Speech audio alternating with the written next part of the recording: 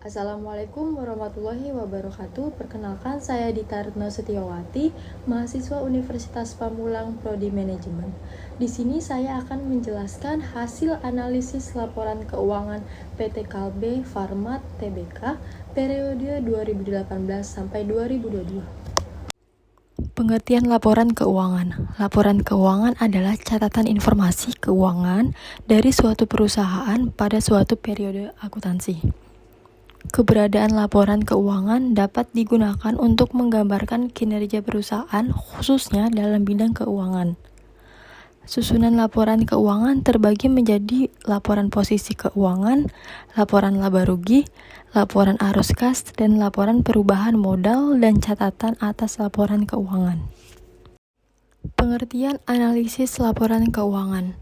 Analisis laporan keuangan adalah kegiatan menganalisa laporan keuangan menggunakan konsep dan standar akuntansi keuangan.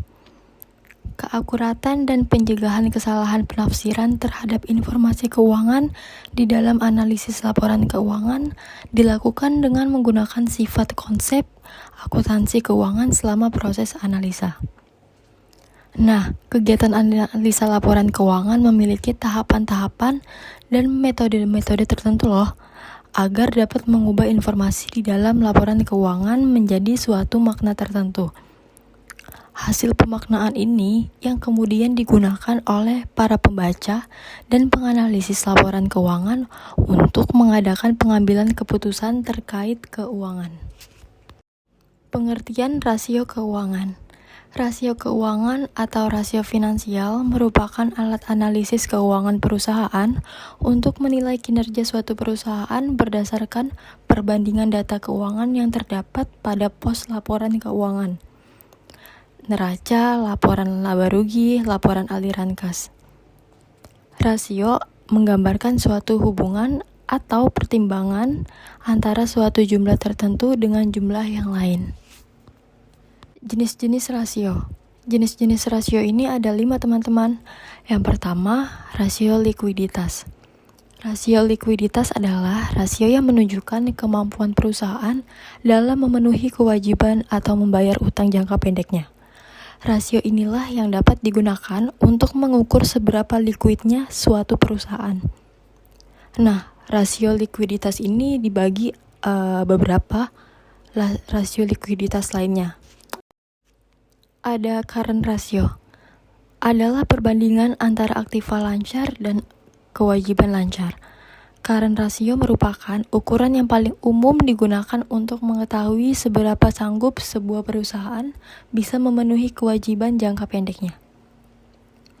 Lalu yang kedua ada quick ratio, merupakan salah satu rasio keuangan yang digunakan untuk mengukur kemampuan bisnis perusahaan dalam memenuhi segala kewajiban pembayaran jangka pendek, termasuk untuk melunasi utang jangka pendek. Lalu yang terakhir ada cash ratio, adalah ukuran likuiditas perusahaan yang secara khusus menghitung rasio total kas dan setara kas perusahaan dengan kewajiban lancarnya. Rasio solvabilitas. Rasio solvabilitas merupakan suatu rasio yang berfungsi menilai kemampuan perusahaan dalam melunasi semua kewajibannya, baik dalam jangka pendek maupun jangka panjang dengan jaminan aktiva atau kekayaan yang dimiliki perusahaan sehingga perusahaan tersebut dilikuidasi atau ditutup. Dengan demikian, nasabah produk asuransi dalam jangka panjang seperti produk asuransi jiwa ini kemudian dapat menilai perusahaan sebelum memilihnya. Nah, ada beberapa rasio solvabilitas nih, diantaranya sebagai berikut. Yang pertama ada debt to total asset ratio, atau yang lebih sering kita dengar DAR. Merupakan rasio utang yang digunakan untuk mengukur perbandingan antara total utang dengan total aktiva. Dengan kata lain, seberapa besar aktiva perusahaan dibiayai oleh utang atau seberapa besar utang perusahaan berpengaruh terhadap pengelolaan aktiva. Lalu yang kedua ada debt to equity ratio atau DER, adalah rasio utang terhadap ekuitas atau modal. Dilihat dari istilah, debt to equity ratio adalah sebuah rasio keuangan yang dapat membandingkan jumlah utang perusahaan dengan modal miliknya. Lalu yang ketiga ada long-term debt to equity ratio, merupakan rasio yang digunakan untuk mengukur tingkat kewajiban jangka panjang dibandingkan dengan total modal. Tujuannya adalah untuk mengukur berapa banyak modal sendiri yang dijadikan jaminan utang jangka panjang. Lalu yang keempat ada times interest earned ratio atau TA. Adalah rasio keuangan yang mengukur kemampuan perusahaan dalam membayar bunga atas hutang jangka pendek dan jangka panjang. TA ini dihitung dengan membagi earnings before interest and tax atau EBIT dengan total bunga yang harus dibayar setiap tahun. Lalu yang ketiga ada rasio aktivitas. Arti dari rasio utilitas atau istilah lain dari rasio aktivitas. Menurut Sherman 2015 adalah pemanfaatan aset perusahaan untuk menghasilkan profit, khususnya bagi shareholder yang telah mengeluarkan modal untuk membeli aset suatu perusahaan. Jika aset tidak dikelola dengan baik, akibatnya akan menimbulkan biaya atau beban dan menekan profit yang akan diperoleh. Begitu juga sebaliknya, aset yang digunakan secara efektif akan menghasilkan keuntungan yang optimal, sehingga dapat mengontrol beban. Nah, ada beberapa rasio aktivitas, di antaranya sebagai berikut. Yang pertama ada rasio perputaran total aset, atau total asset turnover ratio. Rasio perputaran total aset gunanya untuk menghitung aktivitas aset dan kemampuan perusahaan dalam menghasilkan penjualan melalui asetnya. Rumus rasio aktivitas ini adalah penjualan bersih atau HPP dibagi dengan total aset rata-rata. Lalu yang kedua ada rasio perputaran aset tetap atau fixed asset turnover ratio. Rasio perputaran aset tetap adalah rasio yang menunjukkan cara suatu perusahaan memanfaatkan aset tetapnya. Rasio ini bisa dikatakan rasio untuk mengukur efisiensi dan produktivitas aset tetap dalam menghasilkan pendapatan. Lalu yang ketiga ada rasio siklus konversi kas atau cash conversion cycle ratio. Rasio siklus konversi kas adalah jumlah hari yang dibutuhkan untuk perusahaan menghasilkan pendapatan. Istilah lain dari rasio ini adalah net operating cycle ratio. Lalu yang keempat ada rasio perputaran modal kerja atau working capital turnover ratio. Rasio ini untuk mengukur jumlah uang tunai yang dibutuhkan untuk menghasilkan penjualan tertentu. Modal kerja yang tinggi menghasilkan modal kerja yang menguntungkan perusahaan. Dapat diartikan bahwa penjualan yang didapat perusahaan harus mencukupi modal yang tersedia. Lalu yang terakhir, ada rasio perputaran persediaan atau inventory turnover ratio. Jenis rasio aktivitas ini untuk mengukur seberapa baik suatu perusahaan dalam mengelola persediaan yang dapat dilihat dari kesuksesannya mengkonversi penjualan dalam 1 tahun.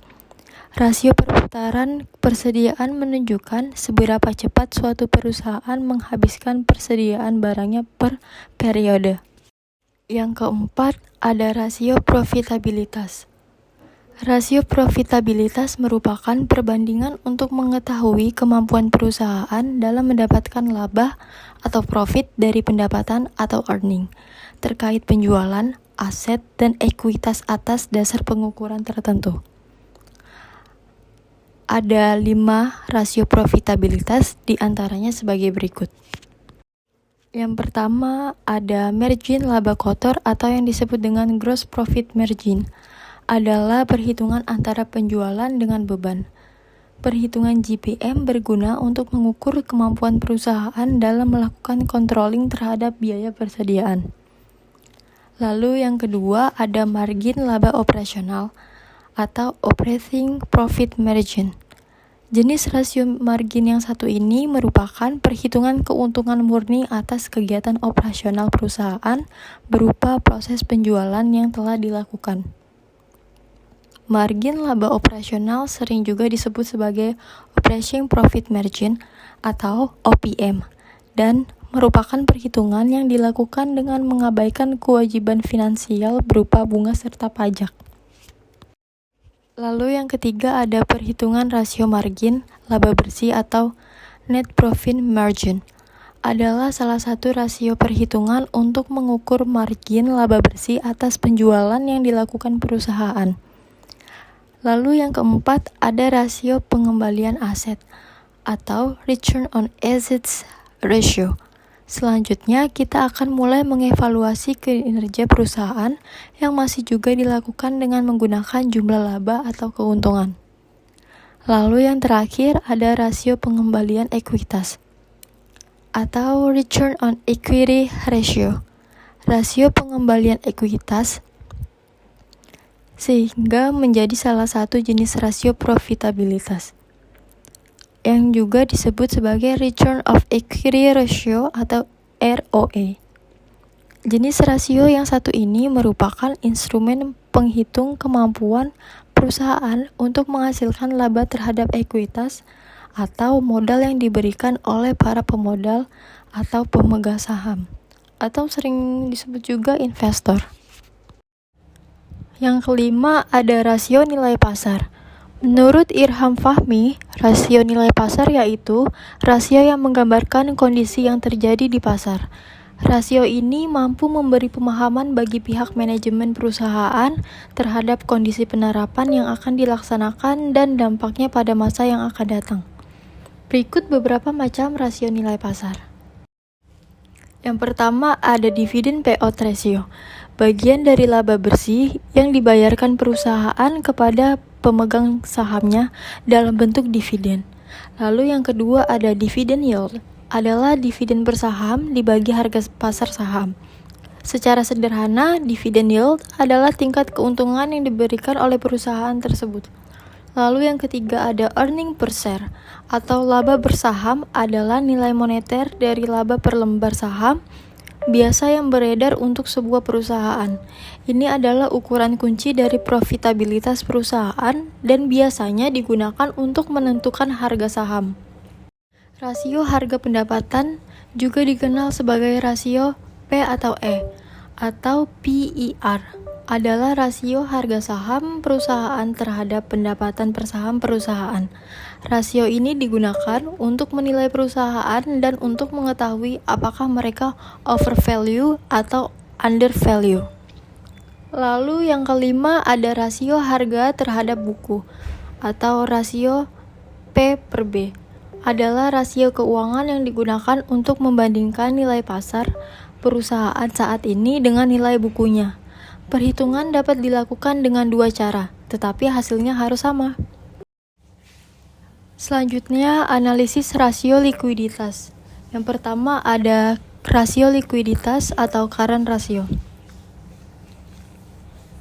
Dari tabel yang di atas dapat diamati perubahan current ratio atau rasio lancar PT Kalbe Farma Tbk dari tahun 2018 hingga 2022. Current ratio menggambarkan kemampuan perusahaan untuk memenuhi kewajiban jangka pendeknya dengan menggunakan aset lancar yang dimiliki. Current ratio dihitung dengan membagi aktiva lancar dengan hutang lancar. Berikut adalah analisis saya current ratio PT Kalbe Farma Tbk berdasarkan data yang diberikan. Pada tahun 2018, current ratio adalah 4,66. Ini berarti perusahaan memiliki aktiva lancar sebesar 4,66 kali lipat dari hutang lancarnya. Ini menunjukkan juga bahwa perusahaan memiliki cukup likuiditas untuk memenuhi kewajiban jangka pendeknya pada tahun tersebut. Lalu yang kedua, tahun 2019. Current ratio adalah 4,35. Meskipun sedikit menurun dibandingkan dengan tahun sebelumnya, perusahaan masih memiliki likuiditas yang cukup untuk memenuhi kewajiban jangka pendeknya. Selanjutnya, tahun 2020. Current ratio adalah 4,12. Terjadi penurunan yang lebih signifikan dibandingkan tahun sebelumnya, tetapi perusahaan masih memiliki likuiditas yang relatif baik. Lalu di tahun 2021, current ratio meningkat menjadi 4,45. Perusahaan berhasil meningkatkan likuiditasnya yang menunjukkan kemampuan yang lebih baik untuk memenuhi kewajiban jangka pendek. Lalu yang terakhir di tahun 2022, current ratio turun menjadi 3,77. Ini menunjukkan penurunan likuiditas yang signifikan dibandingkan dengan tahun sebelumnya. Perusahaan mungkin menghadapi tantangan dalam memenuhi kewajiban jangka pendeknya dengan menggunakan aset lancar yang tersedia. Secara umum, perusahaan menunjukkan current ratio yang cukup sehat selama periode tersebut, dengan pengecualian pada tahun 2022, di mana likuiditas menurun secara signifikan. Selanjutnya, cash ratio. Berdasarkan tabel di atas, dapat dianalisis cash ratio atau rasio kas PT Kalbe Farma Tbk dari tahun 2018 hingga 2022. Cash ratio menggambarkan kemampuan perusahaan untuk memenuhi kewajiban jangka pendeknya dengan menggunakan kas dan setara kas yang dimiliki. Cash ratio dihitung dengan membagi kas dan setara kas dengan hutang lancar. Berikut adalah analisis saya cash ratio PT Kalbe Tbk. Pada tahun 2018, cash ratio adalah 1,377. Ini berarti perusahaan memiliki kas dan setara kas sebesar 1,377 kali lipat dari hutang lancarnya. Perusahaan memiliki likuiditas yang cukup untuk memenuhi kewajiban jangka pendeknya pada tahun tersebut. Lalu di tahun 2019, cash ratio adalah 1,161. Meskipun sedikit menurun dibandingkan dengan tahun sebelumnya, perusahaan masih memiliki likuiditas yang cukup untuk memenuhi kewajiban jangka pendeknya. Kemudian yang ketiga, tahun 2020. Cash ratio meningkat menjadi 1,640. Perusahaan berhasil meningkatkan likuiditasnya yang menunjukkan kemampuan yang lebih baik untuk memenuhi kewajiban jangka pendek. Lalu di tahun 2021, cash ratio meningkat menjadi 1,759. Perusahaan terus meningkatkan likuiditasnya, menunjukkan kemampuan yang lebih baik dalam memenuhi kewajiban jangka pendek dengan menggunakan kas dan setara kas. Lalu terakhir di tahun 2022, cash ratio turun menjadi 0,891. Ini menunjukkan penurunan signifikan dalam likuiditas perusahaan dibandingkan dengan tahun sebelumnya. Perusahaan mungkin menghadapi tantangan dalam memenuhi kewajiban jangka pendek dengan menggunakan kas dan setara kas yang tersedia. Secara umum, perusahaan menunjukkan cash ratio yang cukup sehat selama periode tersebut, dengan pengecualian pada tahun 2022 di mana likuiditas menurun secara signifikan. Quick ratio. Berdasarkan tabel di atas, dapat dianalisis quick ratio atau rasio cepat PT Kalbe Farma Tbk dari tahun 2018 hingga 2022.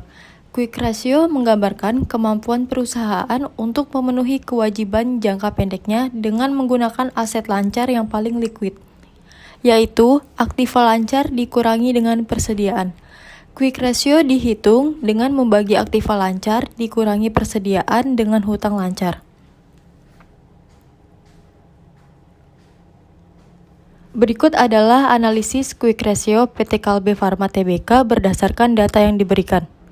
Yang pertama, tahun 2018 quick ratio adalah 6,18.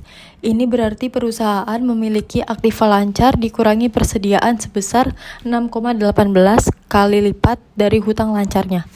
Perusahaan memiliki likuiditas yang sangat baik untuk memenuhi kewajiban jangka pendeknya pada tahun tersebut.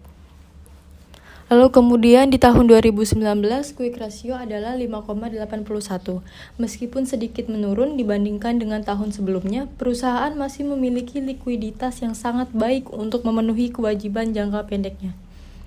Lalu selanjutnya di tahun 2020, quick ratio adalah 5,25. Perusahaan tetap memiliki likuiditas yang relatif tinggi, meskipun sedikit menurun dibandingkan dengan tahun sebelumnya. Selanjutnya, di tahun 2021, quick ratio meningkat menjadi 5,88. Perusahaan berhasil meningkatkan likuiditasnya, yang menunjukkan kemampuan yang lebih baik untuk memenuhi kewajiban jangka pendek dengan menggunakan aset lancar yang paling liquid. Lalu yang terakhir di tahun 2022, quick ratio turun menjadi 5,36. Meskipun terjadi penurunan dibandingkan dengan tahun sebelumnya, perusahaan masih memiliki likuiditas yang relatif baik. Secara umum, perusahaan menunjukkan quick ratio yang cukup sehat selama periode tersebut. Meskipun terjadi fluktuasi, perusahaan berhasil menjaga likuiditasnya dalam rentang yang cukup baik untuk memenuhi kewajiban jangka pendek.